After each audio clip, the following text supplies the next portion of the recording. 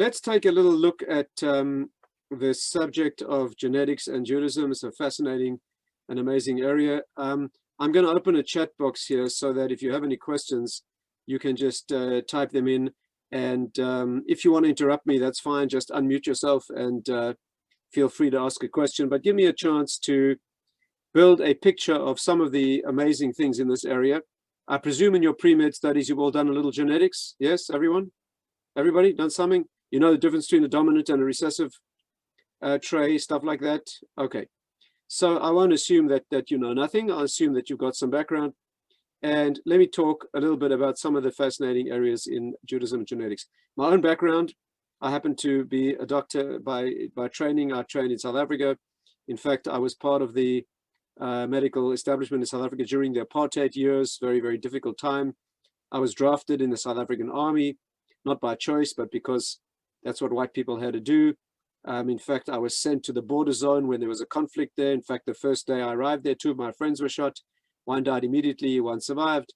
You know, it was a very difficult time, and I had my introduction to medicine in those years. And then over the years, I practiced in Israel. I spent a little time in WashU in St. Louis in internal medicine, ended up in practice in Israel.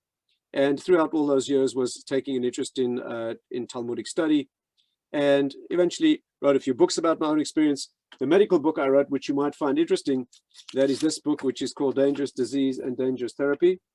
This does not have a section on genetics because this book deals more with life and death, immediate questions like triage and terminal care and that sort of stuff. So you might want to look there if you're interested in those subjects, and feel free to email me with pleasure if you have any personal questions, or I'm sure Rabbi Naftali will make my email available to you.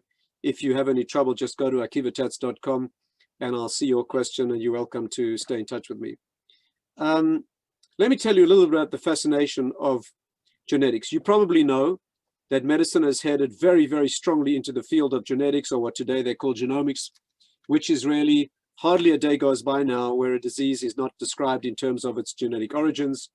The New England Journal of Medicine only 2 weeks ago published an article on dozens of diseases that are now being linked specifically to genetic changes. We're in a whole new area of genetics. Not only that, you probably know that we can now actually manipulate the genes. We can splice in using CRISPR technology. In fact, this week in the New England Journal, they reported 2 diseases, actually, I wouldn't say cured, but seriously improved, thalassemia and sickle cell disease, by switching on a fetal hemoglobin gene and transposing the normal hemoglobin to fetal. Unbelievable stuff that is happening, actually editing the genome. You guys, by the time you graduate as doctors, you know, there's almost no doubt will be deep in the era of genetic manipulation, getting very close to the heart of what determines how cells function. A very, very amazing and exciting time, also larger dangers as well. Let me tell you about some of the issues that are relevant, and also I'd like to cover in some depth the question of premarital genetic screening, because all of you guys need to know about that, okay? I presume, any of you married? Any married out there? Okay, so, okay, Naftali, for you, it's too late.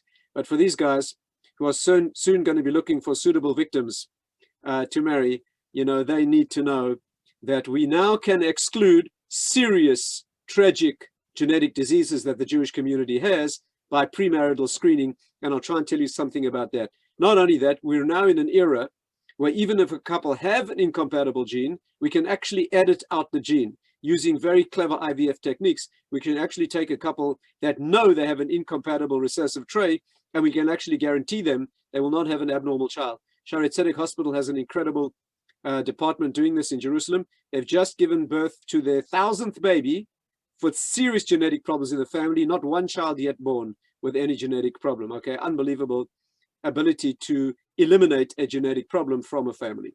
And I'll try and tell you something about that. But before we get to that, let's talk a little bit about some of the areas that genetics and genomics operates in. The first question is probably, can we use genes to identify people? Let's deal with that first. Can you use genetics to identify dead bodies in forensics, or paternity, or a whole range of identification techniques that can be used? Obviously, this has tremendous application in criminal law. And as you know, doctors are involved in criminal law in forensic medicine. This is something you'll need to know about. So where is this relevant? Well, let's say, for example, you find a body part or there's been a murder, there's disintegrated remains. Can you identify people using genetics? Well, in Jewish law, in order to identify a body part or a person, you need to see the witnesses need to see the person, including the face, including the central part of the face with the nose. And witnesses have to categorically state that they saw the person dead in order for us to declare the person dead. And in Jewish law, there are major consequences. For example, if a man dies, then his wife may remarry. But if a man disappears, then we don't know if she's a widow or not. Let's say a man disappears in suspicious circumstances and nobody saw the body. Well, did he die someplace and she's a widow and she can remarry? Or is the guy living in the Bahamas with a new flame, under an assumed, name, and, no one knows where he is? If that's true, she cannot remarry because she's a married woman.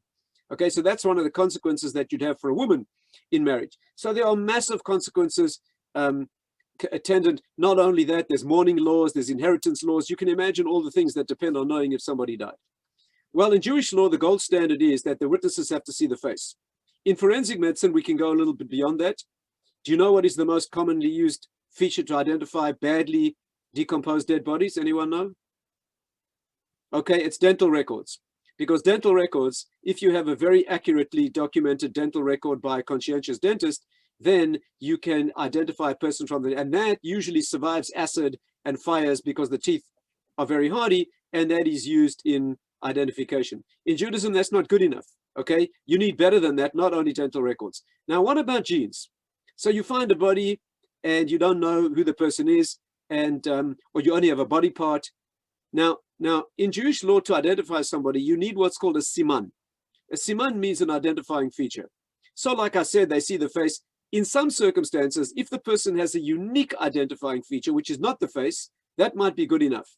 But let's say a body part is found and it has some incredibly unusual birthmark or maybe a weird tattoo. Okay, now tattooing, as you know, is not allowed in Judaism. Okay, there's a Torah prohibition of being tattooed. But let's say the person had a tattoo and, and it's absolutely unique. Now, is that called a good enough? I'll never forget, as a young physician, one of the first patients I had was a young fellow who walked into my surgery, jumped up on the bed, took off his shirt to be examined, and he had a tattoo on his arm. It said Sue, crossed out, Henrietta, crossed out, Bethany, crossed out, Elizabeth, crossed out. Like you think the guy would get the message. I think Becky featured twice, like with a tattoo, you can't erase it, right? So instead of erasing it, the guy was just striking a line through, writing the next girl. I think he never got that. Yeah. But anyway, that is a unique sort of a tattoo. And would that be good enough to identify an individual? Now, Jewish law siman can be called what's called a siman mufhak. That means an incredibly unique feature, or a siman beinoni, which means something not that unique, or a siman that is very weak. The kind of feature that a mole or a birthmark that a few people could have. For example, in Jewish law, let's say you find an object. You find a pen lying on the ground, okay? Now, in Jewish law, you're required to return it to the owner. How do you know who the owner is? So what you do is you announce that you found a pen. A guy walks up to you and he says, I lost a pen. You say, okay, describe it to me. And he's got to give you the signs. Well, it was black and silver and had a little scratch there and a little mark there. If he identifies it very accurately, then that's good enough. You give it to him, okay? That has to be called a siman that is very accurate. Now, to identify a body, it has to be really accurate. Now, how accurate is that? So many sources in Jewish law, the Talmud does not say a statistic, but many Jewish authorities say something like 1 in 1,000. Okay, 1 in 1,000. Now, DNA is 1 in 10 million. Okay, 1 in 10 million. That's way better than 1 in 1,000. Is that good enough in Jewish law? Well, it's newfangled. There's lab error. And by the way, let me remind you that 1 in 10 million is far from absolute. There have been American courtroom dramas where an accused was accused of murder, and the jury was told that the DNA matches, which means it's less than a 1 in a 10 million chance that that's the wrong guy. But in a country of 400 million people, there's still 30 or 40 people that could match the DNA, right? So you have to remember that this is not absolute, but it's very, very good, and it's way better than 1 in 1,000. Let me tell you where we're holding at the moment with this. Most rabbinic authorities today feel that that's good enough for many purposes, usually combined with what we call raglaim ledava. Raglaim ledava means circumstantial evidence as well. Let me give you an example. In the 9/11 tragedy, okay, almost no bodies were recovered at all. But there was a body part, it was a bit of a shoulder and piece of an arm, was found that was thought to belong to a Jewish man from upstate New York. Okay, now there was the rest of the body was not found, but they took DNA from the biological tissue, and it perfectly matched hair in his hairbrush at home in Westchester where the guy lived. Okay, perfect DNA match. And not only that, at the time the building was attacked, he was talking to his wife on the phone. He said, gee, something's going on, we don't know what it is, and he was never heard from again. She was allowed to remarry on the basis of her husband dying. Why? Raglaim Nedavar, we know he was in the building because he's speaking on the phone. And secondly, the DNA matched perfectly. So that is a use that has been allowed. I'll give you another example. Any Kohanim here? Anyone Kohen? Anybody Kohanim? Yeah, you? Well, okay, Kohen Tzedek, Kohen Zades, Kohen Tzedek. Okay, so that is definitely Kohanim.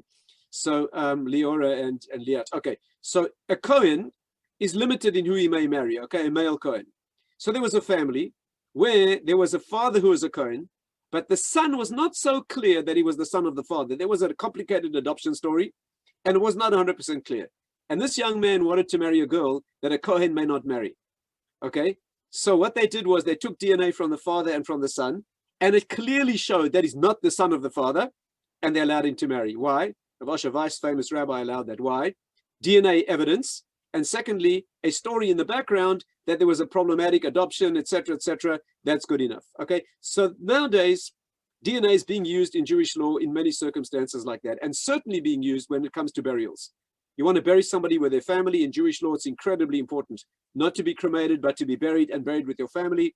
In fact, it's one of the very exceptional cases where we move a body that's already been buried, either to bury them in Israel under certain circumstances or bury them with members of their family. And to know who a person is, even if you don't see the face, but DNA match is good enough for that sort of thing. So that's the first level of evidence that DNA is being used today, and that's quite well known. Now, there's something more amazing than that, much more amazing and much more recent, and it's happening as we speak. Recently, a Jewish gene has been discovered. Now listen to this. This is beyond amazing. This is beyond cool, and if this doesn't move you, there's no hope for you. Okay, so listen to this. A Jewish gene. Now, let me explain how this works. Well, before we get to the Jewish gene, let me give you a little bit of background. The Kohanim here, you two ladies can listen particularly carefully, but I think you'll all be interested in this. You know that, here's a story, an amazing story. About 20 years ago, there was a doctor called Dr. Carl Skarecki. He is a Canadian Jew. He was living in Toronto, and he happens to be a Kohen. One day, Dr. Skarecki is a religious Jew. He was sitting in synagogue, shul, on a Shabbat morning, and he saw when they were reading the Torah, they called up a Yemenite man for a Kohen. Okay, so this Yemenite Kohen, he goes up and he makes his blessing on the Torah, and Skarecki looks at him and he thinks to himself, 1 second, if he's a Kohen and I'm a Kohen, that means we both descended from the same man. What does it mean to be a Kohen? It means you're a child, a son after a son after a son after a son of Aaron the Kohen who lived 3,300 years ago in an unbroken line. That's a definition of a Kohen.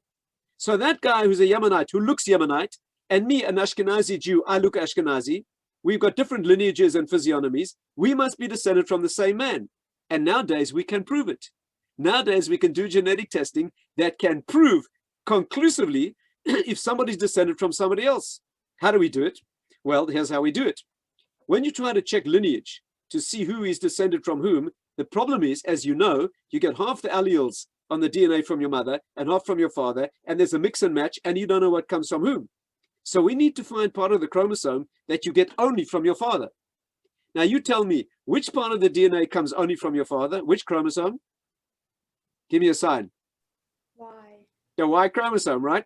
Now you inherit the Y chromosome only from your father. No mix and match. So if you look at the Y chromosome, you can see and how do you do it? We use what's called the molecular clock. Pay attention, you'll need this at med school. The molecular clock means that let's say you have a father and a son. The father and the son's DNA, especially what they call the non-coding regions on the DNA, will be incredibly similar. They'll be slightly different because in every generation there's a random mutation that creeps in, and we know the random mutation rate. So if you take two people and their DNA is virtually identical, they're father and son or they're brothers. But in the next generation, cousins will be slightly more different because you'll have another mutation that creeps in, and second cousins, there'll be another mutation, and the clock ticks every generation. And we know exactly what the mutation rate is. So we can tell exactly how many generations have gone by between an ancestor and a descendant. We cannot necessarily tell how many years have gone by, because that depends how old people were when they were having their children. Okay, you follow me? Are we all together?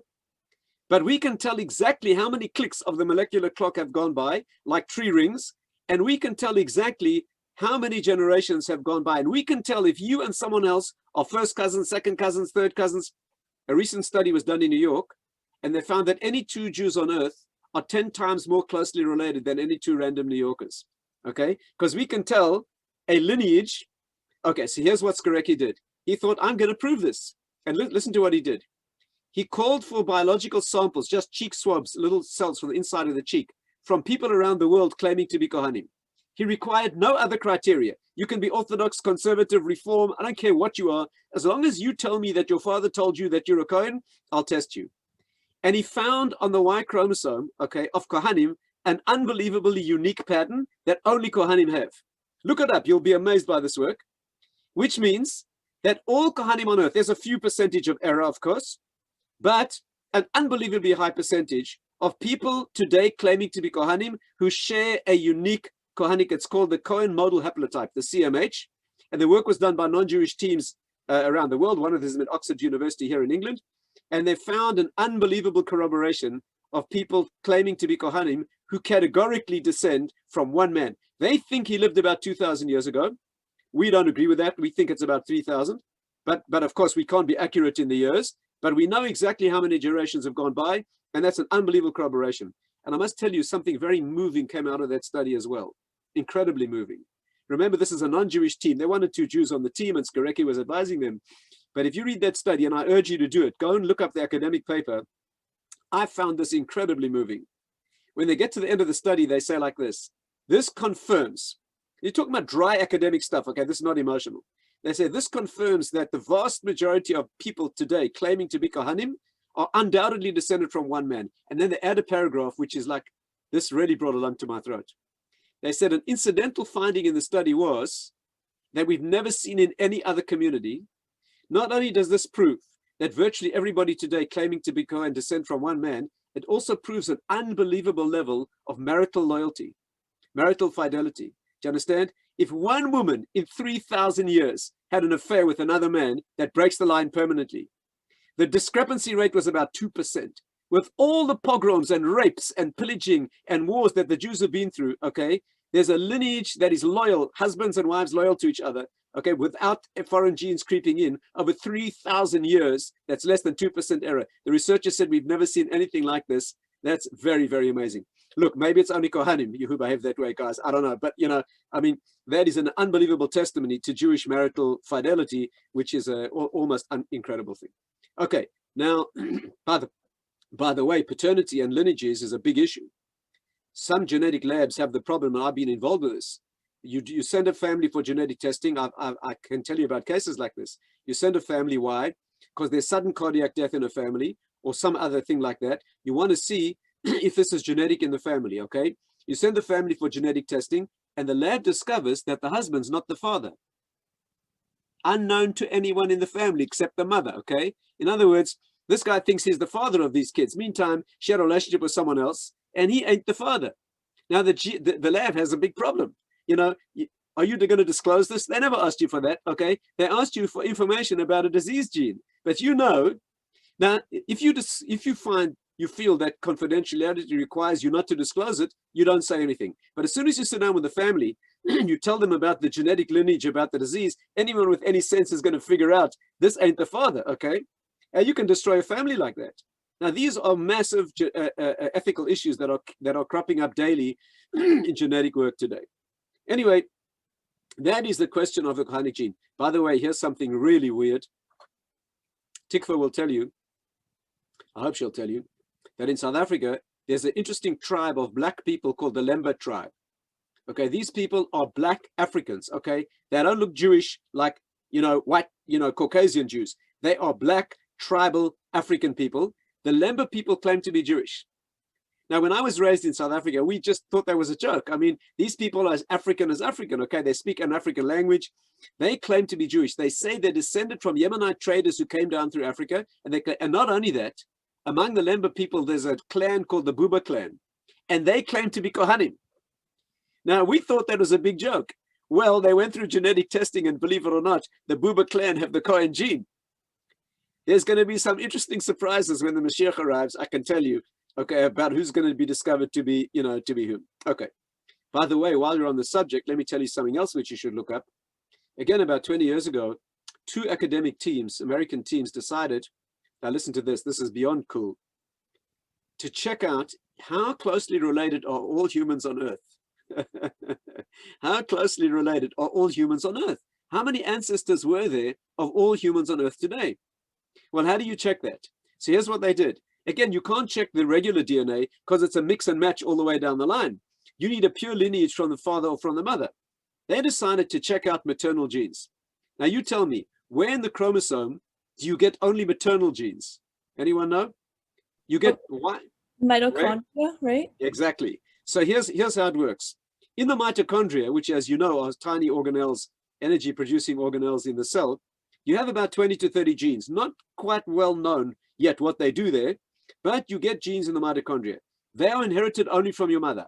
Only from your mother. Undiluted maternal line, which means we can use the molecular clock to see how many generations have gone by between any two human beings and a common ancestor. Let me say that again. We can take any two human beings on Earth and check the molecular clock and go back far enough and find how closely related are these two people. So here's what they did. They took a little snippet of placenta from babies being born throughout the world, Papua New Guinea, South Africa, Ethiopia, United States, the whole world, and they analyzed the maternal genes in the mitochondria. And listen to this, you better hold on to your seat for this. They discovered that all humans on Earth today are descended from one woman. One woman. They call her Mitochondrial Eve. I'm not kidding you, look it up. How long ago did she live? They think about 120,000 years ago. Now, that's not good enough for us, that date, but it's a lot better than the 3 million they were talking about before. All humans on Earth descended from one woman. And here again is an amazing paragraph at the end of the study. Listen to this. Two academic teams came to the same conclusion, and at the end of the study, they add one paragraph. Listen to what it says. This proves that all humans on Earth today are undoubtedly descended from one single woman. And then here's the final paragraph. Of course, we know this is ridiculous. This is totally ridiculous and impossible. We know humans descended from many ape-like forebears. What must have happened was there were a number of ape-like ancestors, but for some unknown reason, the progeny of all of them died out, except for one lucky primate whose children are now all humans on Earth today. Okay, as we say in Judaism, right finding, right conclusion, right information, wrong interpretation. Anyway, that's amazing stuff that's been happening. Now, the recent work, which goes beyond all of that, is an Ashkenazi gene. Just a couple of years ago, was discovered in the mitochondrial signature, that means the mitochondrial gene, a haplotype that is unique to Ashkenazi Jews. Sephardim, the work is being done now. Bukharian Jews are being tested as we speak at the moment. But so far, the work's been done on Ashkenazim, and they found 6 different loci in the haplotype of the mitochondria unique to Ashkenazi Jews. This is not yet good enough, okay, to avoid conversions and marriages, but it's a very interesting finding, and it's been used in very interesting ways. I'll give you one example. The chief rabbi of Italy, I was in touch with him recently. His name's Riccardo Di Segni. He's an Italian rabbi who comes from about a 2,000-year-old Italian lineage, probably going back to the Roman exile. He's the chief rabbi of Rome. He's also a doctor, by the way, like most of the best rabbis are. He is a radiologist, and he's the chief rabbi of Rome. Now, he knows that in Rome, there are a few burial grounds that are thought to belong to Jews. Some of those bones are 2,000 years old, and it's not clear if they're Jewish or not. Okay? So Rabbi Di Segni asked the rabbis in Israel, are we allowed to take a little bit of bone and check them DNA and check out if they have the gene? You see, we don't interfere with bones. We don't move bodies like I told you. But he wanted to use the bones to check it out. And one area in Rome, they found about 30 bodies. There's some Hebrew and Greek inscriptions. They think they're Jewish, and they decided without taking the bones that they are Jewish. They're all buried like this. Okay, non-Jews are always buried like this. These are all buried like that, which Jews are. In fact, they found them with one hand up and one hand down. Okay, the skeletons. No one's seen that custom before. Very interesting. And they didn't need to take bone. There's another area in Rome with about 2,000 bodies. And the rabbis in Israel, Rosh Hashanah, allowed them to take a tooth, not the bones, but take a tooth. And as we talk, the research is being done on those tooth to see if those bodies are Jewish. In Bologna, there's a Jewish cemetery from 1560. In 1560, when the Jews were exiled from that area of Italy, you know, Jews have been exiled from everywhere. So what happened when the Jews were exiled from Bologna, the rich Jewish families took their dead with them. The poor families left their dead buried in Bologna, and a monastery was set up nearby with nuns. And many, as the nuns died over the centuries, they were buried on top of the Jews. You know, there are many cemeteries in Europe where people are buried in more than one layer for various reasons. And they wanted to restore the Jewish cemetery in Bologna. And they want to know, when you're digging down, where do the non-Jewish bodies end and the Jewish bodies begin? So they wanted to use the DNA. In fact, before they used the DNA, they noticed that all the Christian nuns that are buried, every single one has a ring with a crucifix on the finger. Okay, and they know exactly where the non-Jewish bodies end and the Jewish bodies begin. Anyway, these are some of the amazing usage. I'll tell you one tragic use, and that is this. Some of you may know that in Israel in the 1950s and 60s, the Yemenite Jews were brought to Israel. And as you probably know, many babies disappeared. Do you know about this? Do you know about this? A tragic, tragic event in Jewish history. What happened was the Yemenites were brought to Israel. They were housed in 10 cities around the country. And when babies got ill, they were taken to local hospitals, and many of those babies disappeared. And when the parents arrived, they were told, your baby died. And we couldn't wait for you, and we just buried the baby. Your burial site, they told them where the burial was. And hundreds of Israeli families lost their children. And to this day, there's been absolute agonizing over what happened. The accusation is that the hospital sold the babies. Okay, they sold them to usually childless Holocaust surviving families, and they never told the parents. They thought they're primitive and they don't need to know about it, and they sold the kids, and they were never ever found. Commission after commission has been set up since the 1960s by the Israeli government to try to get to the bottom of it, and it's never been resolved. To this day, there are festering scars in those families, and it's never been resolved. The Israeli parliament passed a law about 6 months ago mandating opening those little graves and taking DNA. Because although many of the parents aren't alive anymore, there are many siblings still alive.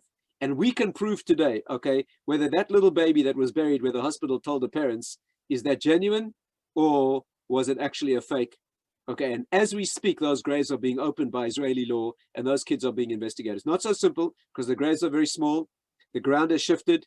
You know, in Israel, people are buried directly in the ground, not in coffins, right, except for soldiers, unlike other countries. And so in some graves, more than one child was placed. It's not going to be so simple. But as we speak, those graves are being opened and investigated. And hopefully, finally, after all these years of agony, the question will be answered, were those babies sold or did they in fact die, and bring closure to some of those families?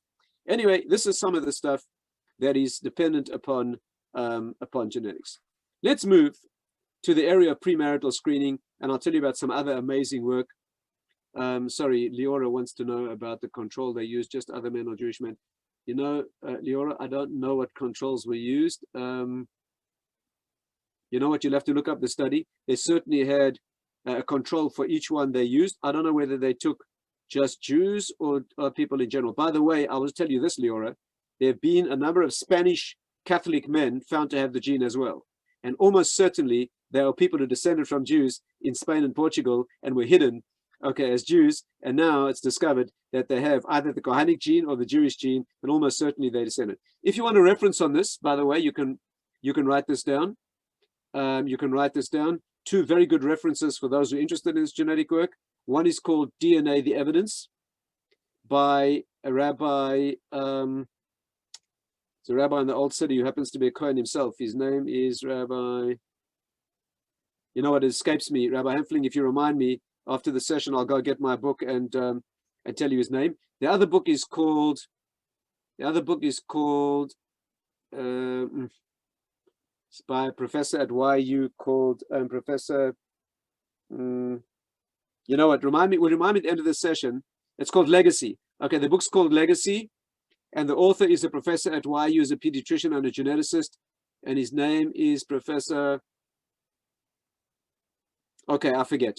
If you remind me at the end of the session, I'll run up and get my copies and show you these two books, and you might want to look them up. They are very, very, very interesting.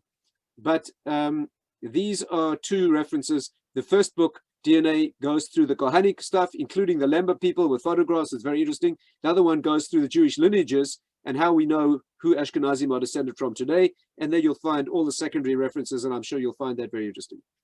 Let me tell you about some premarital stuff which is very relevant to you. First of all, basic stuff that's very important, and then I'll tell you about the new PGD, where we're excluding Jewish genetic diseases. You probably know that the Jewish community has a number of endemic genetic diseases, okay? Particularly the Ashkenazi community.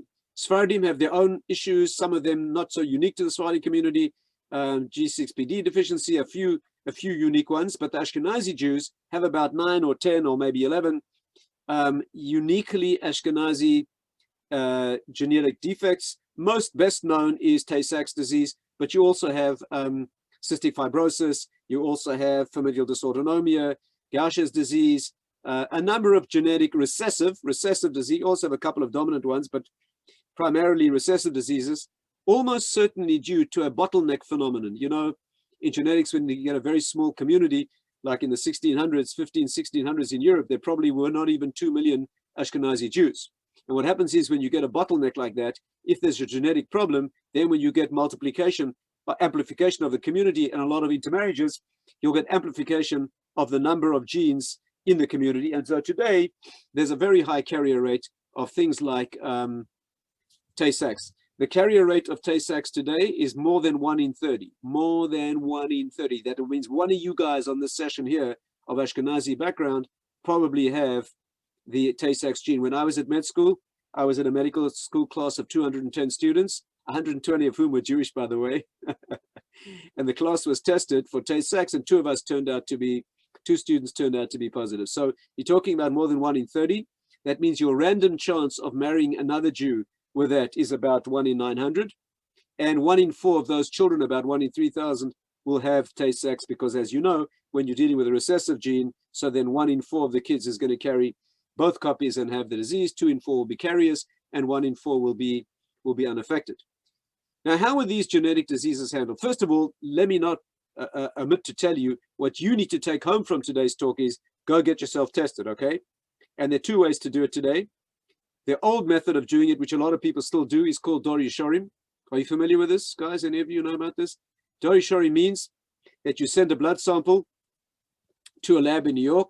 This organization was started by Rabbi Eckstein. He and his wife lost 4 or 5 babies to Tay-Sachs, okay?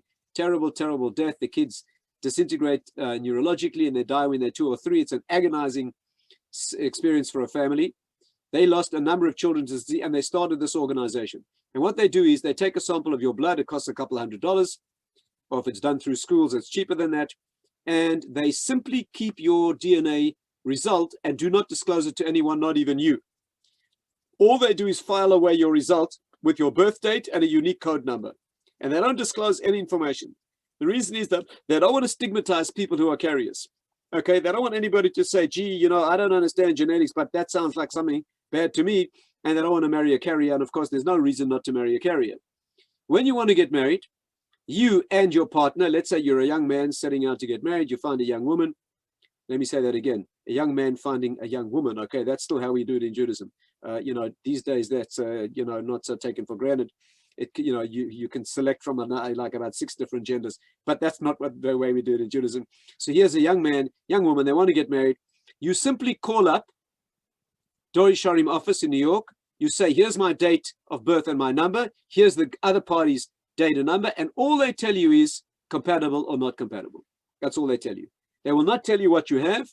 And if one of you is a carrier, they do not disclose it. And if you carry 2 different genetic problems, they don't disclose it at all. They don't want anyone stigmatized, and carriers are not informed. Only if 2 people carry the same recessive gene, they will tell you, Ryan, you want to know about Harry Ostra, that's it. Professor Harry Ostra for the YU book. Thank you very much, Leora. That's his name. Ryan, you can contact Professor Karl Skorecki in Haifa. He's the head of the med school there, Skorecki in Haifa, and he'll tell you where you can get tested for the Cohen. I don't think it makes any difference, by the way, Ryan. I don't think it makes any difference if you have the Cohen gene or not. It's not going to determine your status halachically anyway. It's only of academic interest, but by all means, you can go ahead and check that out. So here's what they do, and that is thousands and thousands of Jewish marriages have been avoided by parties who have the same gene. This works very well in the religious world. Why? Because in the Jewish religious world, people usually meet more or less in a planned sort of a way. Like a name comes up, your family considers it, you consider meeting them, you do the genetic testing. If it's incompatible, you just don't meet them. Okay? It's not like you've got a long-term relationship with emotions invested. In the secular world, of course, it doesn't go that way. In the secular Jewish world, people meet each other late on Saturday night in a psychedelic haze, in an institution of dubious, whatever it is, that's how people meet. And then the relationship gets going. And way down the line, people start thinking about the genes, and it's very painful to have to separate. So I strongly suggest that before you get into the dating phase of your life, you are investigating your genetics. Now, there's a new way to do it, which is much more popular now, becoming much more popular, and med students probably the ideal people to do this. Instead of anonymous testing, you simply go and get yourself tested openly. Genetics is doing this. There are a couple of labs in New York, $250, and you get a list of about 18 or 20, or you can opt for a full set and get 400 genetic conditions, which they'll tell you about. And you simply have an open panel of tests. You know whether you've got Tay-Sachs, you know what you got, dominant and recessive. Therefore, when you get married, you can simply test openly, and people today are not freaked out about the stigma. And so I recommend very strongly. Now, let me be cautious about this. I'm not suggesting that you do the full panel, okay? I suggest it's more sensible probably to limit yourself to a certain range, and I'll tell you why. If you do whole genome testing today, okay, where they look at thousands of genetic issues, you almost certainly will discover something, okay? And everybody has something, and it will just concern you and worry you. Are you ready to handle that situation? In medicine, we call that an incidentaloma. Okay, something discovered incidentally, and then you start freaking out about something that you wouldn't have known in the first place. So think carefully before you do the testing. Think about what panel you want to do. But if you're an Ashkenazi Jew in particular, or a Sephardi Jew, and you have certain familial issues, and you know there's genetic issues in your family particularly, you want to consider doing genetic testing so that you do not marry someone who has the same genes, or if you do marry them, you know about it, and then you can use PGD. Let me tell you a little bit about PGD, and maybe I'll finish with that unless you have any questions, because this is unbelievable stuff, and you as med students need to know about this. What is PGD? Pre-Implantation Genetic Diagnosis. Well, when I was a med student, if somebody had an abnormal situation, a Tay-Sachs baby, whatever it was, hemophilia, whatever it was, during pregnancy, you tested the pregnancy. How did you do that? Put a needle into the uterus, okay? You did an amniocentesis, or a sample of the chorion. You took a little placental tissue, CVS as it's called, chorionic villus sampling, and you checked out the genes of the baby. If the baby turned out to be problematic, it had Tay-Sachs or whatever it was, then the woman was encouraged to abort the pregnancy. Traumatic, guilt feelings, dangers, forbidden in Jewish law in most circumstances, a terrible way of handling these issues. Not only that, in some cases, even more tragically, in sex-linked diseases like hemophilia, many babies were aborted simply because they were male.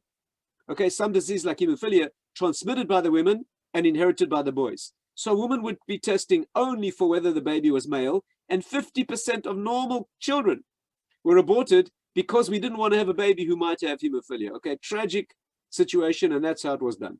Nowadays, that is no longer required. No longer required. First of all, by the way, you know that the amniocentesis itself is risky. About 0.5% of pregnancies are lost. With the CVS, kids are born with out fingers and toes because of bands in the uterus. Some of them die.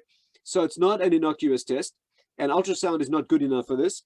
And so that, by the way, there's a new testing you should know about. We've got to the point now where you don't need to put a needle into the uterus at all. We now know that there's enough circulating fetal DNA in the mother's blood. This is called cell-free DNA. Enough fetal DNA circulates in the mother's blood that we can do a maternal blood test and diagnose the fetus genetics. Unbelievable thing, okay? Just as a side point, this is now being used for cancer screening. Here's a woman who's had breast cancer, and 5 years down the line, you want to know if she has a recurrence. What's the old way to do it? Biopsies, screening, MRIs. Now you can do a blood test. A blood test. If there's a recurrence of the cancer someplace, it's shedding microscopic, tiny amounts of cancer cells into the bloodstream. Our tests are good enough now to pick it up. So you can do a blood test now, okay, in place of a biopsy to know if there is a cancer recurrence. Unbelievable technology.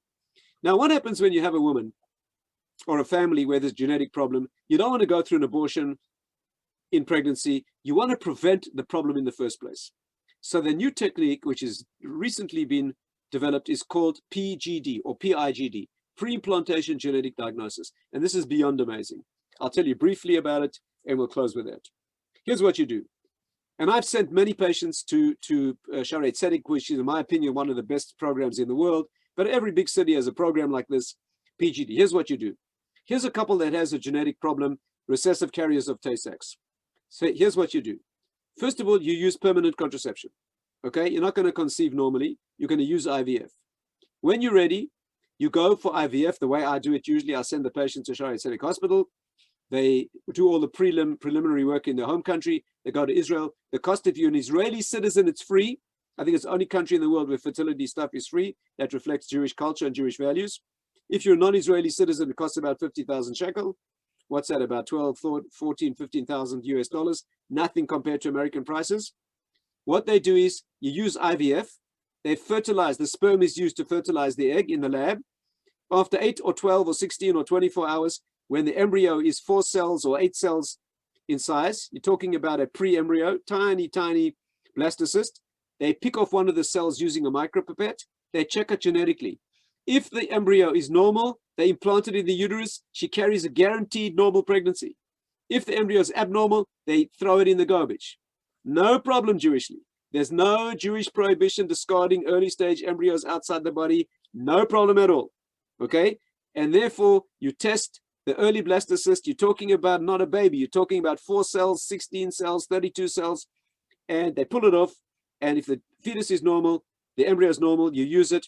No problem. More than 1,000 babies born in Jerusalem through this program, not one yet born, okay, with an abnormal gene. Unbelievable thing. Now let me tell you a bit more about this. First of all, by the way, just as an aside, you know that if you take a 4-cell blastocyst and you pull off one of the cells, the other 3 develop into a whole baby, not 3/4 of a baby. You know that. Amazing. Do you know that geneticists have no idea how this works? You know that just as a I can't resist telling you this. You know, when the sperm fertilizes the egg, you have 1 fertilized cell, 1 with 1 DNA code. It then splits into 2 with an identical DNA code in both cells. You then get 4, 8, 16, 32, 64 cells that are identical. And we know they're identical because you pull off one of them and you let it grow, it becomes a whole baby, not just like 3 fingers and an elbow, okay? A whole baby. So we know they're all identical cells. And suddenly, some of them start becoming head and some start becoming feet. Like, how do they know that? They've all got the same instructions, okay? And eventually some start doing eyelashes and some start doing toenails. And fortunately, your toenails never do eyelashes and your eyelashes never do toenails. Like, how the heck, okay, do they know how to do that? Like, biology doesn't even have a theory about that. You're talking about every cell in the body has all the DNA of the whole body. Your toes don't get toe genes and your eyes get eye genes, okay? Every cell gets all the genes, and yet your eyes do only eyes and your toes do only toes. And fortunately, your toes don't do eyes and your eyes don't do toes, right? Unbelievable stuff, enough to make you religious overnight. But anyway, the point is that that's PGD. Now, I'll tell you a few stories how this is. By the way, there's something even more cool. This is what my kids call way cool, and that is this. And for you med students, I'm sure you appreciate that. You know what happens when we know that the problem is with a woman? Okay, not with a man. I've got to make you a picture of this because a picture's worth 1,000 words. Let's say you have a situation, okay, where we know that the genetic problem is in the egg, not the sperm. Okay, like for example, a dominant problem that the woman has. So here's what you do. You can test the egg before you fertilize it. You're not even talking about a 4-cell embryo. You're talking about an unfertilized egg can be tested. And how do they do it? Mind-blowing. Let me remind you that when the sex cells divide, you remember the difference in mitosis and meiosis? You guys have all studied that? Yes, no? Michelle, you studied this? You did biology? Yeah. So in meiosis, you remember that instead of a double-stranded DNA in every cell, like you get in somatic cells, in the sex cells, you get single-stranded, unzip DNA, right? The reason being that when male and female combine, you'll get a double strand again. Clear? Now here comes a question. I want to test your American medical education. In meiosis, when the egg is formed, the egg cell gets only one copy of the DNA, right? Not two. What happens to the unused copy? Where's the unused copy of the DNA that should have gone into the egg that is not used? Where does it end up? Knew somebody tell me, please make my day. It becomes a polar body. Beautiful. Who said that? I got to see that person. Oh, Lauren, hi. Lauren, you've got a big future. Absolutely. So here's what happens. The ovum, okay, has a polar body. Can you see that picture? You get the egg, and on top of the female egg, you get a polar body. And in the polar body, you have the unused copy of the DNA that will not, she's from Canada. Okay, so Canadian pre-med education, pretty good. Okay, so no hope for you in America. That's right, yeah. Okay, so now listen to this. In that polar body, you have the unused copy of the DNA. Now listen to what they do. They take this egg before they fertilize it. They take the polar body, they pluck off the polar body, and they check its genes. Now listen carefully to this. Nathan, I hope you're listening to me. Are you paying attention? Listen to this. They take the polar body, and if it turns out to be abnormal, they use the egg. Because if the polar body is abnormal, you know that the other copy, because it's recessive, you know the other copy in the egg must be normal. And if the polar body is normal, they throw out the egg because they know it's abnormal. Isn't that cool? I mean, that is way cool, right? So that's what they do. And they diagnose whether the egg is normal by knowing whether the polar body is abnormal. And as far as we know, the polar body is not used at all. And so they use it in PGD diagnosis. And that is a cool way to check the egg before you even fertilize it. And you just discard the egg if it's not normal. Let me tell you a couple of stories and I'll stop. Here's a story. A couple of years ago, I had a family came to see me. They got a 4-year-old child who's normal and an 18-month-old baby with profound congenital deafness. Okay. Now the family said, we don't want another child with that problem. No problem. We know where the gene is. I sent it to Sharet Tzedek Hospital, 4 days in the hospital, IVF under rabbinic supervision. Okay. Rabbinic supervision. And 4 days later, they come back to the home country pregnant with a guaranteed normal pregnancy using PGD to exclude the by the way, okay, now you're not going to believe me, but I'm going to tell you anyway. And this is not for the Canadians, okay? This is for the Americans. In the United States, there are 2 groups of people suing for the right to use PGD to produce abnormal babies. Let me say that again. They are suing for the right in the courts to use PGD to have abnormal babies. Which are these? Number 1, congenital deafness. They say, hey, there's nothing wrong with us. We feel that being deaf is better. We've got highly developed senses. We want deaf kids like us. And the courts are having a very hard time trying to figure out, is it ethical to bring a child into the world deliberately deaf? Unbelievable issue. And the second one is Achondroplastic Dwarfs. You know what they call the little people? They got normal heads and bodies, but very short limbs. You see them in circuses and so forth and so on. They say, we want kids like us. Who are you to call us abnormal? We think we're cool. We want kids like us. We want to use PGD to guarantee babies like us who're short. 3 reasons. Number 1, there's nothing wrong with us. Number 2, would you like to be 3'6" and have to discipline a 5'10" teenager? Not easy.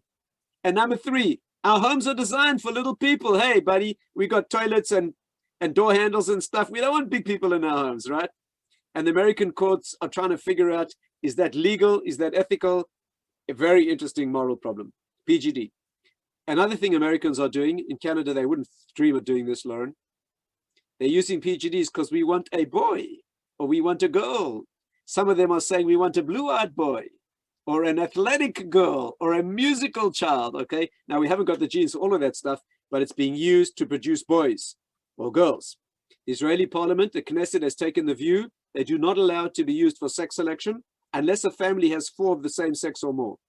Okay, so you go to Sharet Tzedek yeah, Eric, that's quite right. You go and you say, listen, I want a girl, I want a boy. No, they won't pay for it unless you have 4 or more of the same gender. They got the reasons for this. By the way, in Jewish law, we do allow that, and I'll tell you where. I'll tell you where. This is what happens every day in Sharet Tzedek. I know the lady who runs the department, Professor Altarescu. She's a wonderful Romanian lady professor, and I've sent many patients to her. Here's what they do. When they use IVF, they don't fertilize one egg. Okay, you aim to fertilize 8 or 10 or 12 eggs. What you do is you use hyperstimulation of the ovary, and you hope that the ovulation will take place with many eggs instead of one. You then collect 8 or 10 or 12 eggs, and you fertilize all of them. Okay, you don't want to take a chance, so you fertilize many eggs. Let's say you got 6 eggs, okay, and you got them in your dish. Now you check them out, okay. Of your 6 eggs, 3 of them turn out to be genetically problematic. You discard them. You're left with 3 eggs, 2 male, 3 blastocysts, 2 male, 1 female. You say to the family, hey guys, what do you want? Male or female? Why not? We have to make a choice. We're only going to use 1. Okay, in most countries, it's illegal to implant more than 2. And most labs around the world are only doing 1. Israel is certainly doing that. So you say, listen, you know, we've got 2 males and a female. Hey guys, it's up to you. And there's no problem with doing it done all the time. By the way, what's done with the embryos that are not used?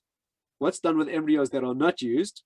So either they are frozen for future use, or they're discarded, or they donated to somebody else. Now, when they donate to somebody else, you've got a major problem, because here's a lady giving her egg or embryo to somebody else. And when the child is born, who's the mother? Okay, who's the mother? This is a serious, serious problem. Under Israeli law, the child is raised with 2 legal mothers. Listen to this. The Israelis have taken the view that when there's surrogacy, one lady gives birth to a child from an egg that she got from someone else, their child is registered as having 2 mothers. Why? Because under Israeli law, it is illegal to marry a sibling. Okay, and we're not sure who the siblings are. Are they the siblings from the gestational mother or from the DNA mother? And we don't want you marrying your brothers and sisters, and we don't know who the brothers and sisters are. And that's a very good solution in Judaism, because in Jewish law, it's not clear either.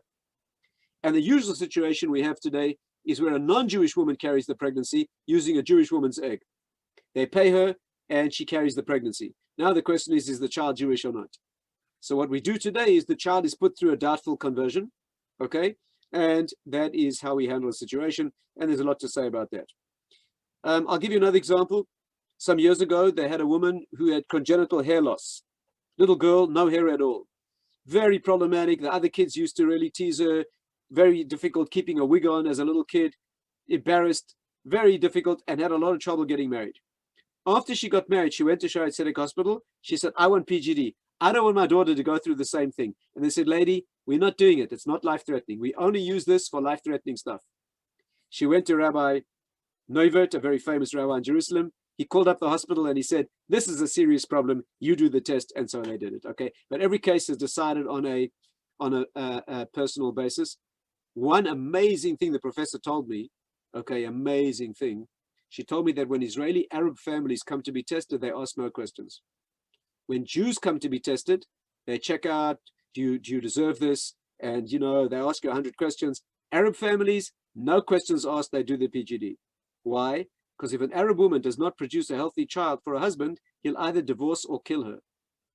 Okay, they've had cases in Muslim society. Unfortunately, that's where they don't ask any questions. Arab Israelis, they just test them. They get the full treatment, no questions asked. That's what they do. Okay, anyway, that's a cultural phenomenon. Be that as it may, these are some of the fascinating elements of PGD, and I can tell you amazing stories. Yeah, I'll just tell you one last story, okay? And I'll stop. I don't want to keep you too long. I'm sure the Canadians have got good attention spans. I'm sure most Americans do as well. Okay, here's my final story. One day, a girl comes to see me. She's got a serious dominant genetic disease. Dominant, okay? That means whoever she marries, she's in trouble. Her father has had transplants, and you know the family suffered terribly. A very debilitating disease. Now she has the gene, and she's got it mildly. But she's got the gene, and her kids are likely, okay, to be affected very seriously. She comes and tells me about the problem. She says, Rabbi, who's going to marry me? Who's going to marry me? Okay, any boy who hears that I've got a serious dominant genetic problem, no one's going to marry me. I said, I don't know. I do not know. I don't know what to tell you. 3 weeks later, a young man walks into my office and he says, Rabbi, I have my eye on that certain young lady. She looks very attractive. Could you introduce me to her? Now, I know that he likes her, but I know she's got a problem. Now, he was aware there was some issue in the family because he knows the father's very ill. It was not a secret, okay? He knew. I said to him, you know, 5 years ago, I don't know what I would have told you. But now I can tell you this. If you date that girl and you decide she's right for you, you can marry and use PGD. Okay? You guys can get married. You'll use contraception. When you're ready to have a child, you'll use PGD. I'll send you to Israel. Okay, I'll handle everything for you. And you guys can get married. They dated. They're married. They've now had their third normal child. Okay? Third normal child. And that's a girl. I don't know if she would have been able to get married a few years ago. So this is an amazing, amazing breakthrough. You guys need to know about it. And it's foolish today not to know about these things. And when you consider marriage, since we have these genes in the community, you ought to know about this and choose one of these techniques of averting these kinds of tragedies. Very few Tay-Sachs babies are being born now in the Jewish community due to this technology. And theoretically, we could actually eliminate the disease theoretically completely. Okay, I'm going to stop here. Rabbi Hanfling, thank you very much for this opportunity. And I hope you all learned how to speak English correctly and something about Jewish medical ethics. So all the best to you, and don't hesitate to be in touch if you'd like to.